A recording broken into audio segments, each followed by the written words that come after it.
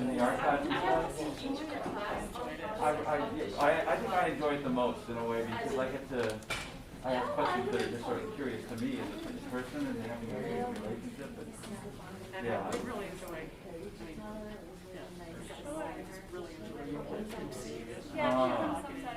Okay, good afternoon, everybody, and welcome to today's master class. We're so happy to have Mr. Steve Tenenbom with us today. Those of you who were with us last year, we got 2 virtual visits from him, but he's actually here in person with us today. Just to refresh you, he is on the faculty of the Curtis Institute, the Bard College, and the Juilliard School. So he's a very busy man. We're really grateful that he can be with us today. He'll be working with 2 of our students, with Helen Chi, who is a student of Charles Parker, and with Zoe Yost, who is a student of Carrie Ryan. Helen will be playing the first movement of the Walton Concerto, and Zoe will be playing the first movement of the Bartok Concerto. So we're very much in the mid-20th century today. And so, without further ado, let's please welcome Mr. Tenenbom and also Helen Chi.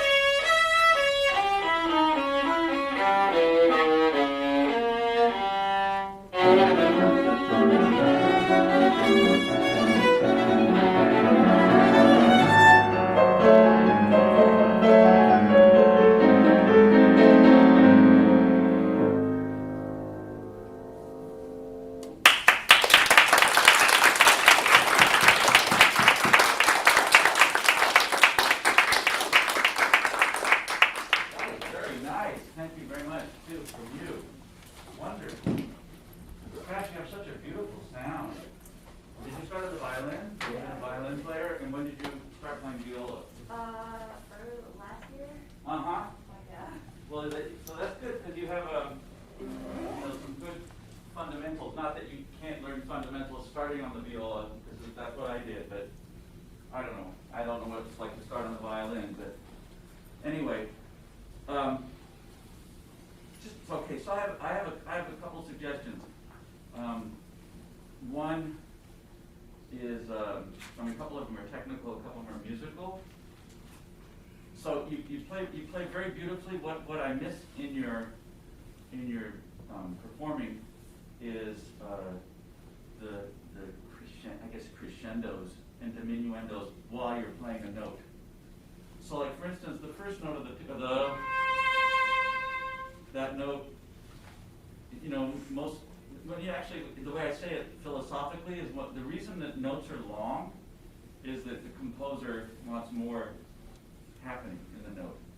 So if the note so in other words, I feel like your long notes or the connections in the notes, they're little, your tones are a little flat in expression. The notes get louder and louder, but they're not getting louder in between the notes. Does that make sense? Yeah. And so if we have like, if we play a little bit, I might release that note, or if I want to, those two little changes, right? Make it. That's what the big boys do, or whatever. You know, in the artists that are getting really good at their playing, they make the next note appear because of what they've done with the note before it. Okay. So, how do you hear that first? Do you hear a crescendo in the first, in the A, or the C natural? I think it's crescendoing in the phrase, but I think the note should probably grow too. Yeah. Okay, but it, you know, as I say, it can do whatever you like. I know there's hairpins and stuff, so the hairpins are little. I think hairpins in music are sometimes just expression markings. It means that this is a really beautiful moment. Okay. But beautiful moments can release too. They can intensify, they can release. But try it with a crescendo, absolutely. So can you play just by yourself a little bit from there?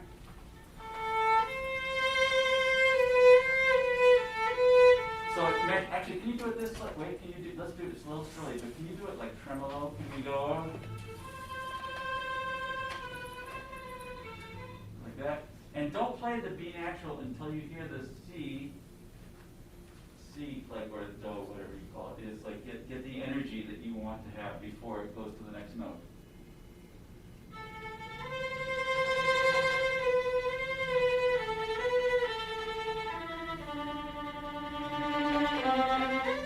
Good. Great. Good. Okay. Good. That's great. That's a lot more than you're doing with it. So imagine all those little back and forths are all tied together in one sound. You want to try it? Why don't you play with the piano just for a couple nights? So just a pickup. I think she'll follow you.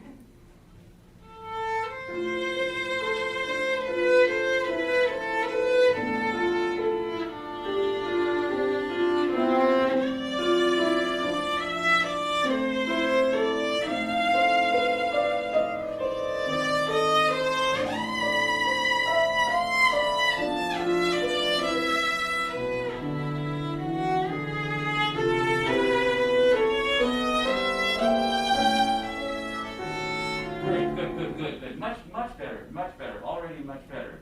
So you can kind of see it, and you can sense a little frustration when it's not, if you hear it and it doesn't really happen. A lot of it is shaping the bow, slower bow at the beginning, and then letting it speed up to get the. Yes, and then some of these notes that you play with a separate bow here, if you're going to do that. You probably have to speed up the bow before it, otherwise that note pops out too much. Okay. If that makes sense. You know, get these kind of funny, and let's see, so don't use too much bow here.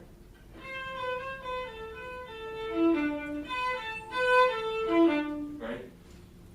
Little things like that. But we're on a little time, we're like, we have 15 minutes, but let's move on a little bit. Great. Let's go from 1. What's the character here versus here? In the third measure. I think like starting out it's more mysterious, and then it goes and it's more like relaxed and like open. Okay, good. Can we hit the piano part there at number 1? There. I think you're right, but listen to what happens in the orchestra.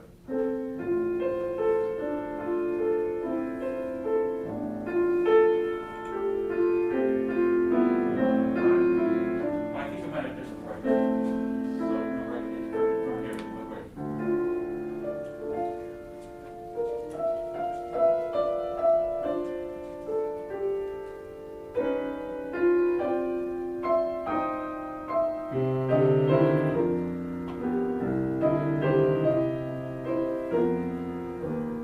Yeah.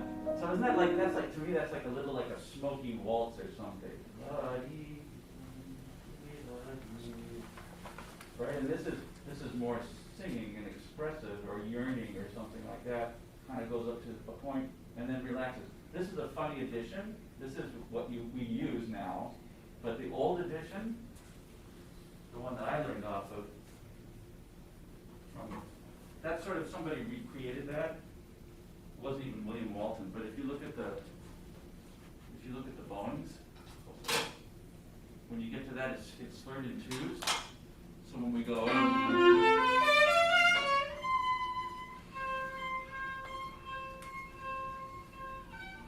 right? So, but even if you play the 3s, it's going to be really light. Great. Can we play it together at 1?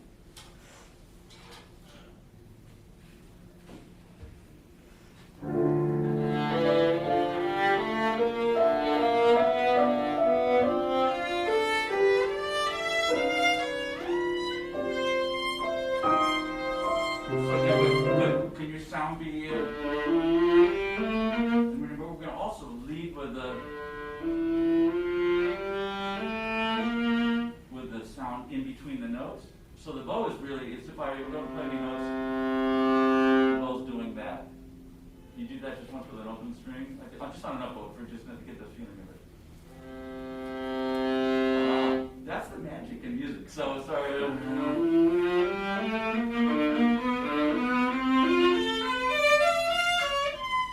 When you get to here, then put the bow on. For now, and when we're not playing with orchestra, maybe you can't do that as much. But for here, let's play that on the fingerboard. Can you actually play those octaves? Really over here. So it sounds like a flute. No roll pressure. Like this.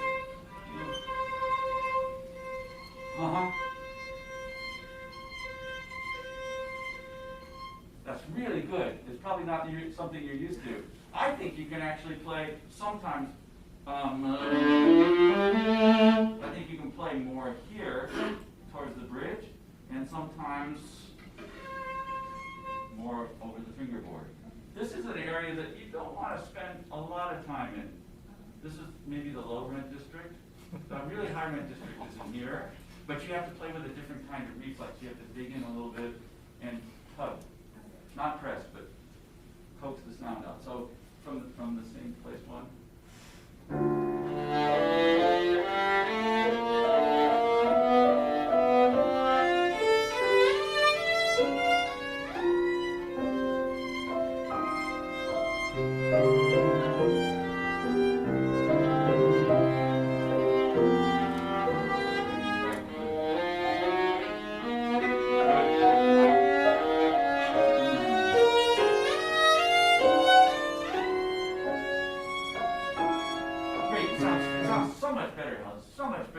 But it's now sounding a little bit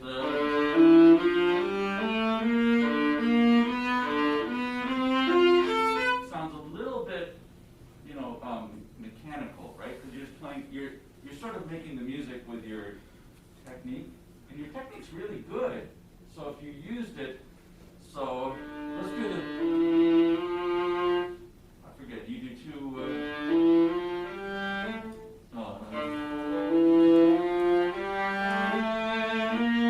So as I'm playing, my bow speed is increasing, and the depth of my weight is sinking slightly. Play as slowly as you want, and I don't even care if it's in like any tempo or anything. But let's hear like everything, the spin or whatever you want to call it, the energy in the sound is always growing.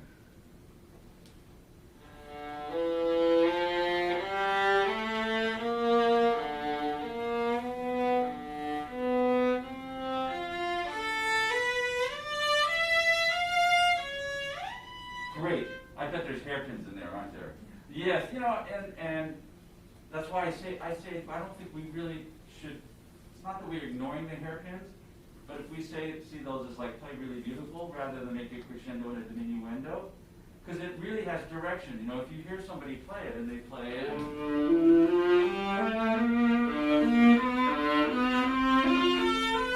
it really goes to the second measure, like it crescendos to the second measure, it sounds, I think, better than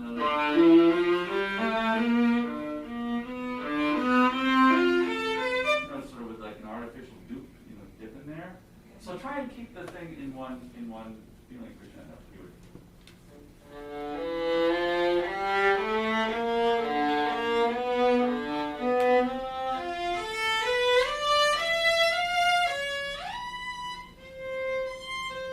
Great. Yes, and I think that's really terrific. I would personally probably change the bowings around a little bit so that they had, but that's not for now, but I think we would find something else that has a little more natural, the up bows making more than the down. You want to be up bow when it starts, maybe, because that has more of that feeling. And it's this is so much easier, right? So we could talk about that another time. Terrific. Okay. Great. Let's look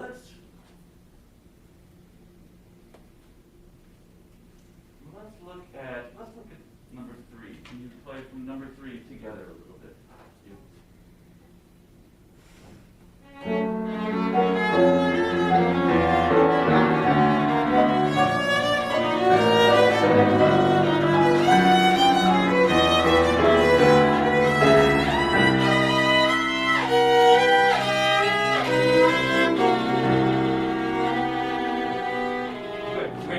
Good. So from when you get to the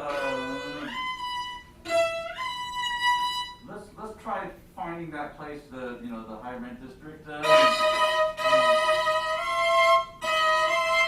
think you'll get a lot more sound there. Just maybe a quarter of an inch closer. Yes, yeah, good. Just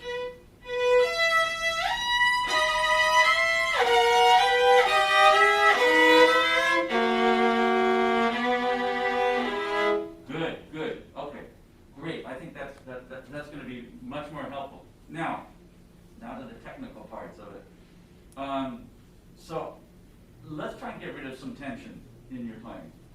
And how do you show me how your bow hold is? Okay. So, all right.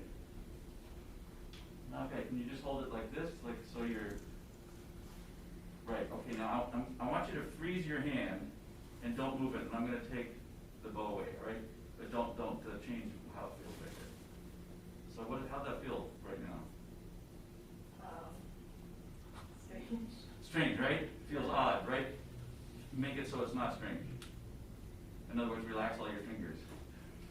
So relax all your fingers and shake them out and hold them like this. Good. Now turn that over. All right, now let's put the bow in here and try not to go to your old bow grip. Just put let's see, this way, that way, okay. Get your third finger, kind of see that button right there? Just, against, that's what's going to be the guiding part. This is going to go on there. Put your thumb up there, hit it lightly. Now hold it. Don't go back to your old bow grip. So you want to keep everything relaxed in your hand. Yeah. So first of all, it's less spread out. It's there's no, you can't see any knuckles. Yeah. So this thing is very, very, very. You want to feel like the bow hangs from your fingertips a little bit. And the weight and the power that's gonna go into it is not from grabbing it and pushing it into the string. We're gonna find ways to just gently leverage here to here to get a little tension so that you can make the bow go like that. But that's just pushing your thumb up against your first finger a little bit. Can you do that, Don? In other words, make the bow go just a little, we can almost do it like that. So you want to feel like you're going, there you go. And that's a little bit where the tension of the bow into the string is going to come from, not by taking your whole hand and pushing it down. So a little bit of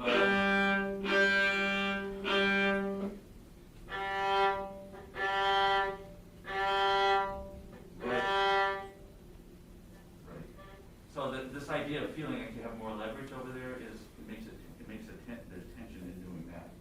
That's what we call the claw sometimes. All right, good. All right, there. Now, okay. Now on the left hand too. So what I find when you're playing is that it's hard for you to vibrate because you're pushing the fingers down too much, blocking this joint. So when you're playing or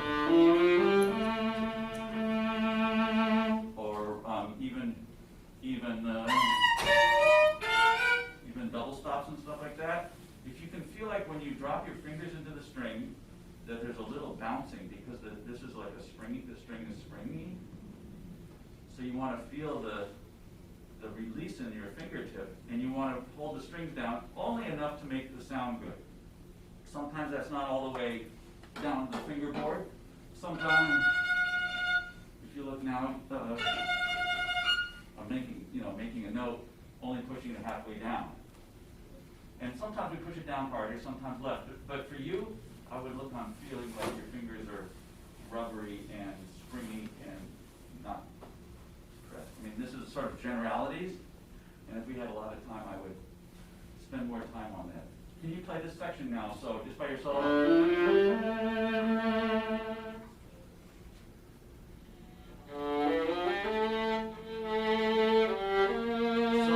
as you vibrate, so just play the A a little bit.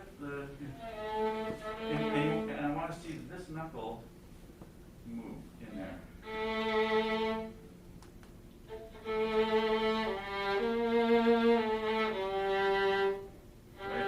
The other thing is when you release your finger pressure in there, these fingers should be, just like the right hand, or in the bow hand, fingers, anything that's like up in the air is going to be tension. So it would be great, your goal would be, is if I watched you play, I would not know which finger you're pushing down. Not only is there no fingers up in the air, but they're not over here either. You know what I mean? So that everything's really efficient, right? And I think, yeah, as you vibrate, if you see a little motion there, that means that the pressure is good. Good. One more time for that.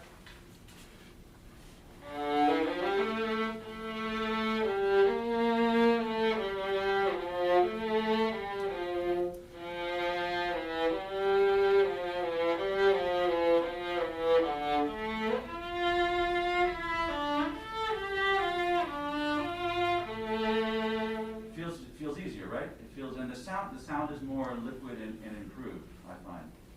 Okay, so I'm sorry that this is like a drive-by coaching on this because there's so little time here. Do you have any questions before we stop? Those are just a couple points. I guess, how would my hand position look? Like higher, I guess? In higher positions? Yeah. I think at some point, I don't like going around the side of the instrument. I don't think you have terribly small hands. So I think in some cases, yes, it's really nice to have your fingers rounded up in higher positions. In some cases, it's easier to play as you get higher and higher, if you stretch out this way and extend your fingers a little bit. You're not going to extend your fingers down here, but up in the top, you don't want to get it, and so you're squeezing with your neck to hold the instrument up like that. I still like to always hold the instrument with my thumb. So yes, right under there is good. Yes, like that. The only thing I would keep rounded is this joint. And then if, yeah, I think that looks great. That's great. Maybe just a little touch more of this, just keep this down, just so you can careful of the bend in that, and too much bend in your wrist for injury situation. Yeah, not that much, but just, yeah, right. Something that it's try and find the most comfortable way to play each note you can. That's like always the best thing. Great. Any other questions? No, I don't think so. Great. I enjoyed it very much.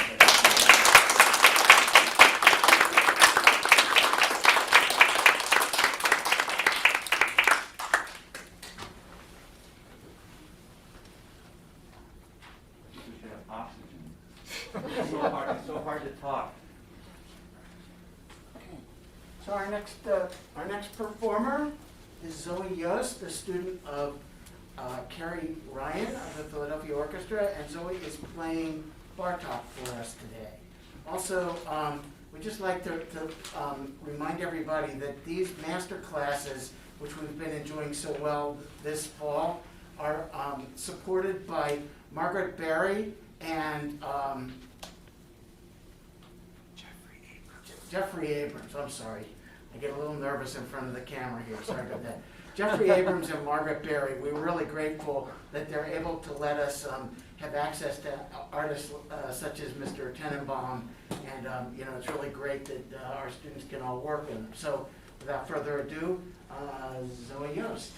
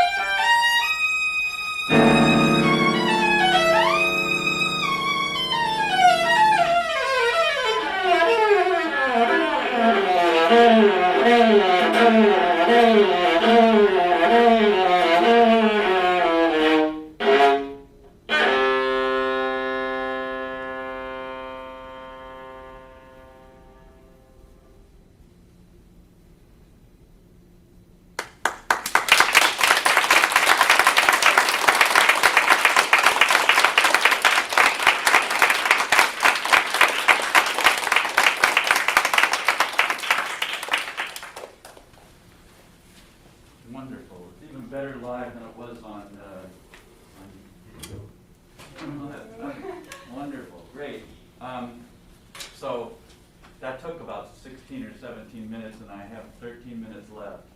So I'm gonna try and be as succinct as possible. I think you should try and start this piece up bow. And the reason it's the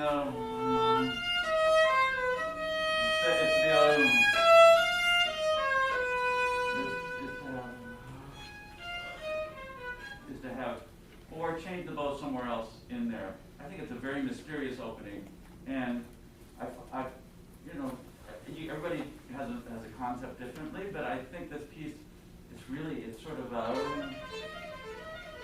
it's about this kind of mysterious harmony, right? It's just a chord that spells out in the viola part. So I don't think we're at a kind of place. I don't think we're at a place yet where the expression is so outward.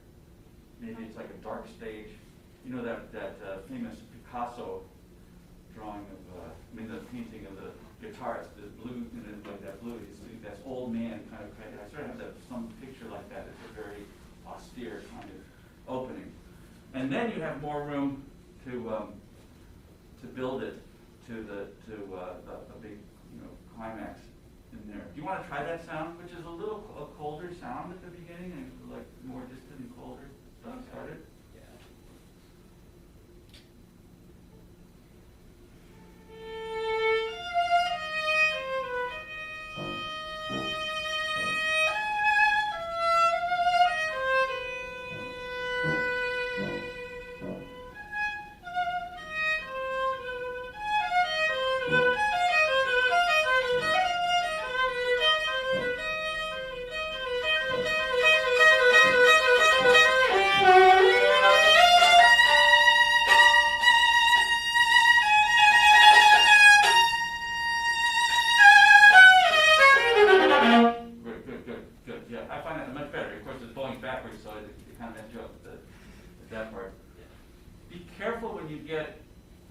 Dramatic in your playing that you don't get tight, tense in your, I see your shoulder lift up, and I see a lot of like the playing comes out a little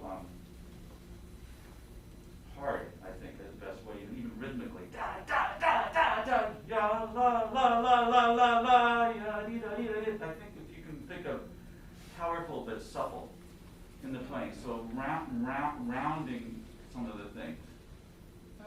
Even when you're playing, it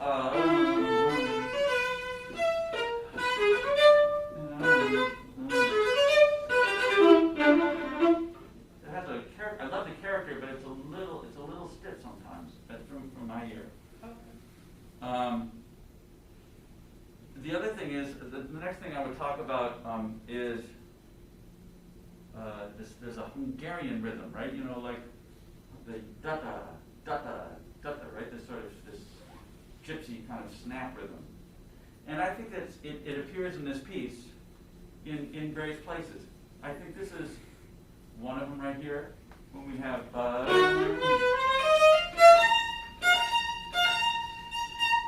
So, or another place that it might be here is, well, this is a weird one, but so when there's fast notes and then a long note. Ba-da-dum, ba-da-dum. It has to do with the Hungarian language, that there are accents on the first syllable. So they're like syllable, right? So it's a little bit more of a ba-da-dum-dum, not dee-da-dum. It doesn't go to the low C. It actually, there's a little extra stress on there. And another one, here is a little bit of that rhythm. Make sure that sounds like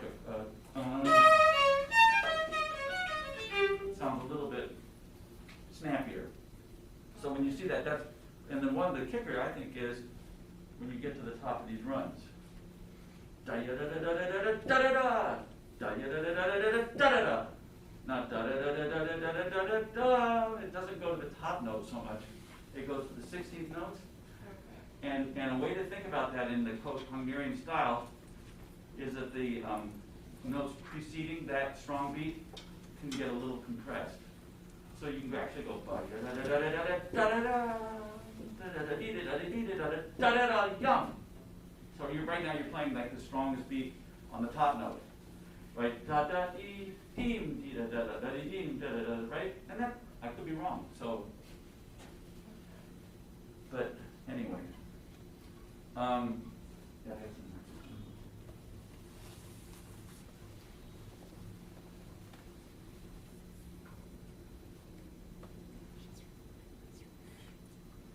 do that once? How about, going from here? Might do before 30?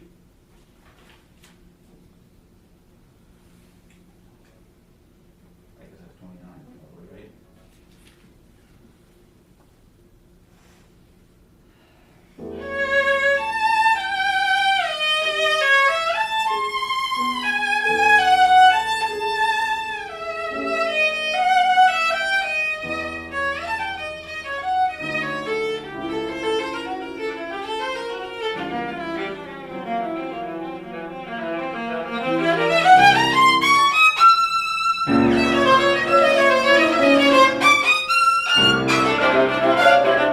That sounds better, yeah.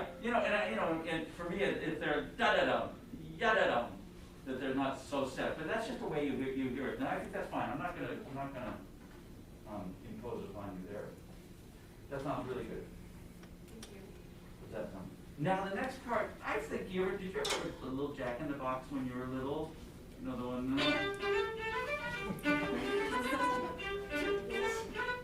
Pop. Well, that, I can hear the song. Yeah, but that's a little toy, and it has like a little lid on it, and this little clown jumps out like that, and little kids love to play with it, and they love to go, they get slower and slower, like in that anticipation, and then thing pops up, and they go it's a great thing. I think there's a little bit in that phrase. You know what I mean? So not so loud. The surprise, I think, is in the piano goes bum bum bum bum bum bum chord tracks, right? Okay. So a little underplay with even a feeling in, and a little more sudden on that downbeat. So can we go? Yeah, right there. I'm poking in almost.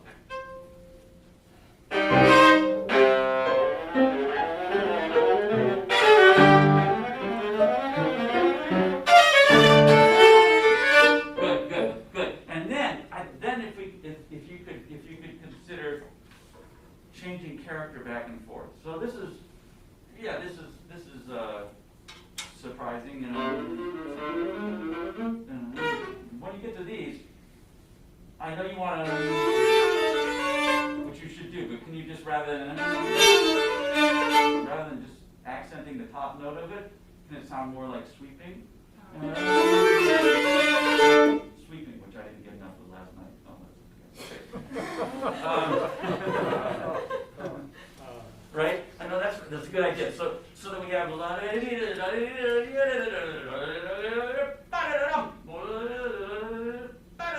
so that figure that comes always here, then in between, more connected. Maybe even play 6 to a bow, Okay. or whatever, to try and keep it delineated. Good. Let's. I'm just gonna say it. So I mean, you don't have to play it because it's the time. Can you play from here? When you play this shift, let's not hear this first finger. So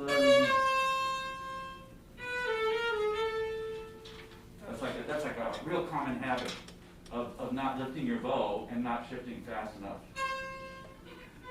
Right? Okay. You know where that is? Okay.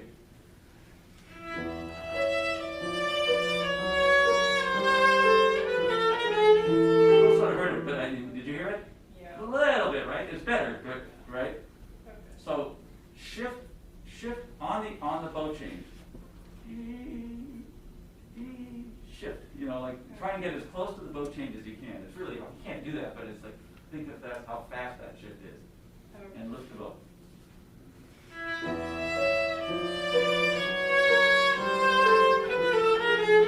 Perfect. Good. Do it. Start it again 1 second without the piano. What's that? Why is that up in the air like that? Oh. well, just in talking. Right before that one, like, yeah, it's just easier. Let go, let go, let go. What's that? Not down there. But you know, it's like there was a great saying that where somebody said that any muscle any muscle under, whatever it is, any muscle not being used directly for an expressive sound is tension. So if you're like your toes curled or something, it's a waste of your expressive powers. So all you should be having on that is just a little tension or weight of the fourth finger in there, and these guys should be just sitting on the couch waiting for their turn, right? And so relax, do whatever they want, but I think their most relaxed thing is in this position out there.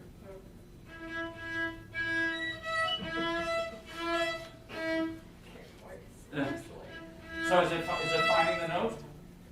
Is it? I can, I just can't quite reach between these. Oh. I see.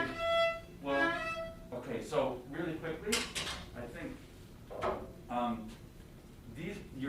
your fourth finger starts down here. Your first bone for the fourth finger is here, and then one has the ability to bring these bones in and these bones back. You know, so you can imagine there's like a ball around your hand. You can actually do this, and so put your hand up in position. So if you can find the muscle that does this, right, and then feel like you can have a little bit of like lean into your fourth finger on that way, then rather than having it curl back like that. So, and then also let your first finger be handicapped by reaching back. That's okay to go with this, to get that stretch from 1 to 4. Yeah, but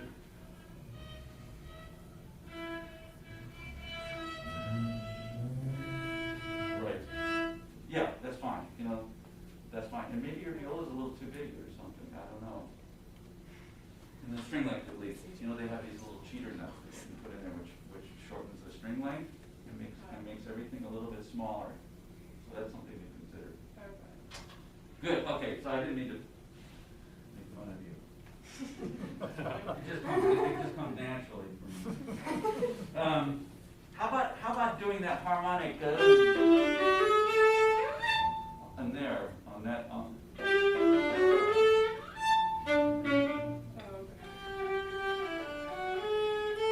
So probably 1, 2, 3. Yeah. Right. Right. That sounds nice that way, right? Yeah. You get a little smear. Right? Good. Good. Don't make these sound exactly the same. And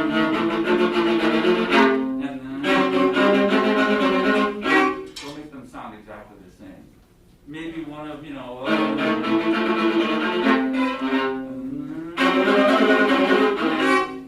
of them you could be more that way. But they're both a little bit of the same gesture, and the same gesture is like we feel like we've heard that before, So we have to stop, right? Unfortunately. Yeah, there's a tear in my eye. I'm so sorry. That's why it's so frustrating. We can give it a little pinch here. I could spend like 8 hours. I mean, I would love to. But do you have any questions? Let me look first.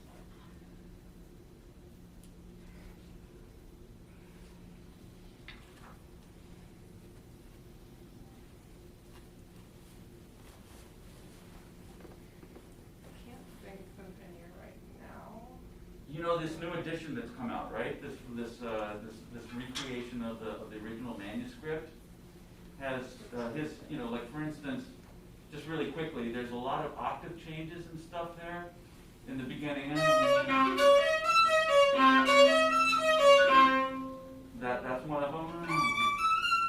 And then it goes.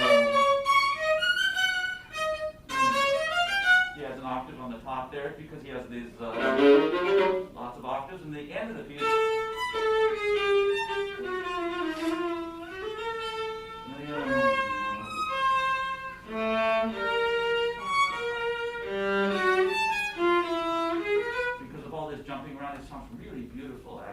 it's something I would probably explore if you have the time and the interest to do that. Some of those things are really beautiful to do. So, Yeah. having said that, I really enjoyed working with you.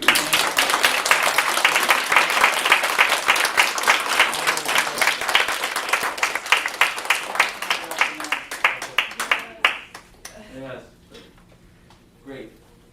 Thank you again to Mr. Tenenbaum. Unfortunately, we do have to make these short because everybody's got to get to Yeah, well, you guys are ensembles doing here. great things. But we have a few people, maybe they can talk with you Sure. after we cut out here. So But everybody wonderful else, don't be late to quartet. Thank you again. Thank you to Margaret Berry and Jeffrey Abrams for sponsoring these wonderful master classes, and thank you for an artist like Steve Tenenbaum to spend the day with us today. Thank you all. Thank you.